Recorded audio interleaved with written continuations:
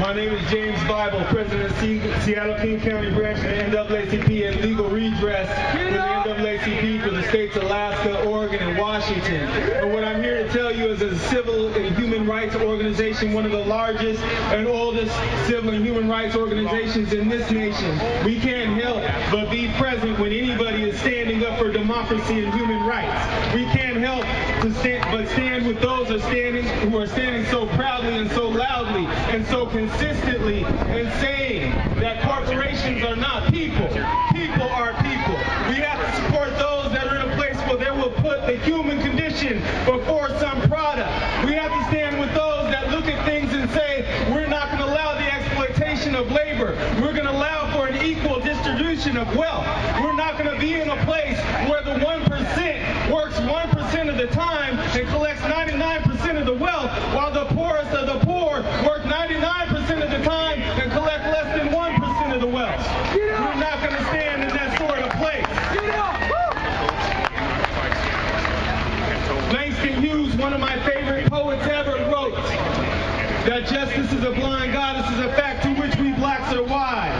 Her bandage is high to festering sores that once perhaps were eyes.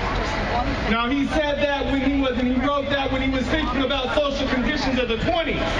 But what I can tell you is that many things have not changed in our society since then.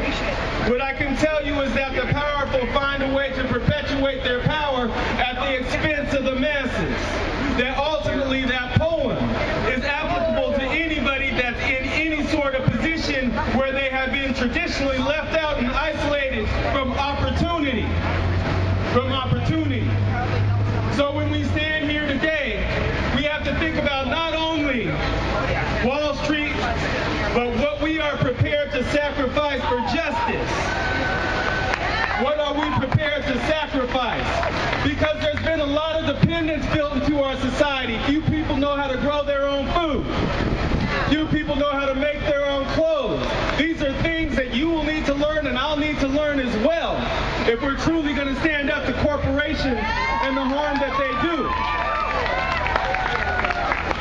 It is also critical to note that as we stand here as the 99%, to others around the world we represent the 1%.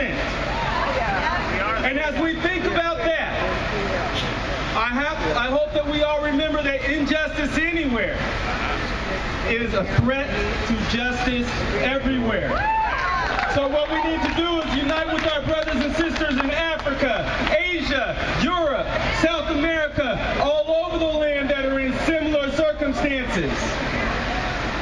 Our Constitution, in spite of what many may think, allow us to stand here and raise our voices and say what we feel and to vote them out and to stomp them out and to stand up. Our Constitution requires that. Our forefathers, and I use that term loosely, given that they would have thought of me as 3/5 of a person, and I probably couldn't have been up here. Probably couldn't have. Our Constitution and those forefathers even still would have said, how could you say a business is a person? How could you say that? It is time to take a stand for people that can't be here today, for people that are working 80 hours a week for almost nothing, for people who don't have enough to feed their kids, for those who are afraid to go to the doctor because of immigration or a bill that's too big or whatever it may be. It's time to stand up and say that we no longer have borders that have been traditionally drawn by the powerful. It's time to stand up and say that at this stage, at this time, in this place, we are going to believe that there is one society. It's the human society. It has no boundaries. It has no boundaries. We're not going to be in a place where we don't undo our past wrongs. We're not going to be in a place where we don't decide that we are going to heal what's been broken. We're not going to be in a place where we decide that we don't need reparations because it's been so long ago. because reparations are necessary.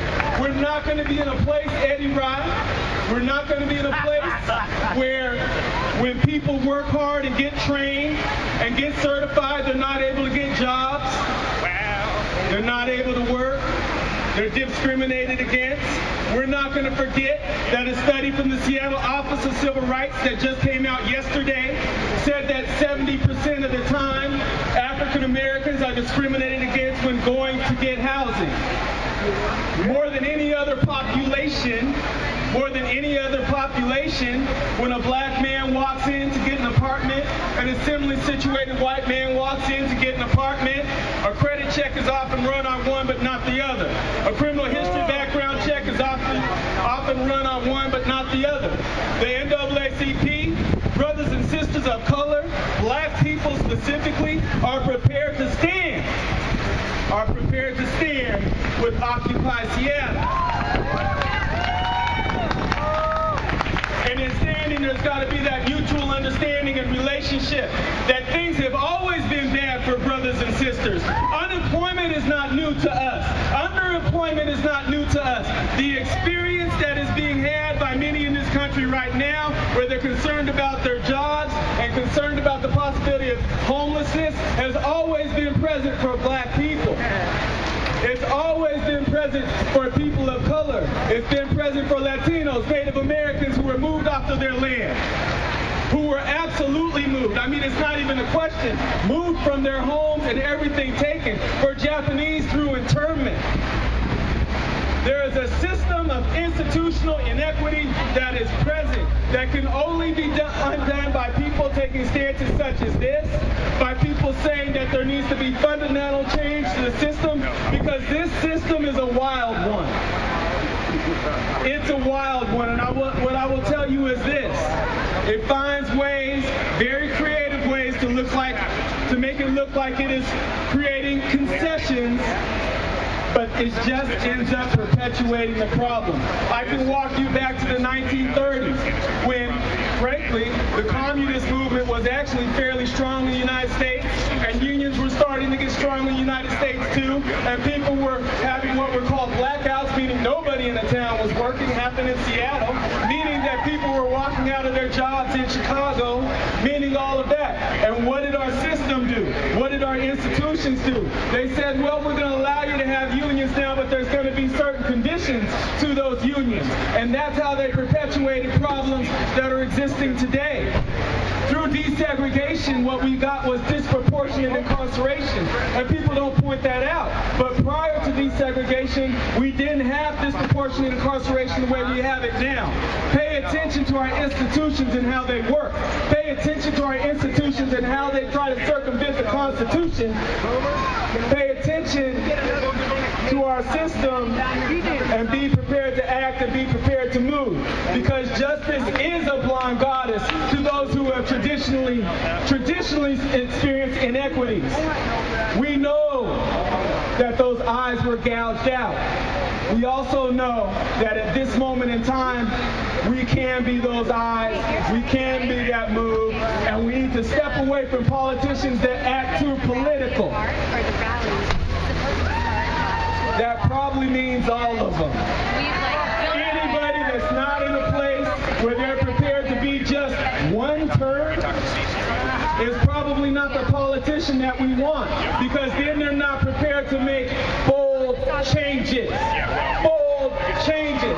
Don't wait till your next term. Don't explain to your people, oh, well, I have to take time on this and I can't say it right now because I'm waiting for my next term, and you know it's tough, and oh, by the way, be very afraid because this other party over here will do far worse than me. If you're not prepared to make a big, great, big, giant, huge change that is a game changer for the poorest of the poor, then you can't be my politician. It's time to take a stand.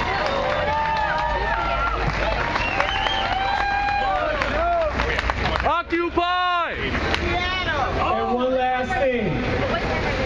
Thank you for letting us participate with you.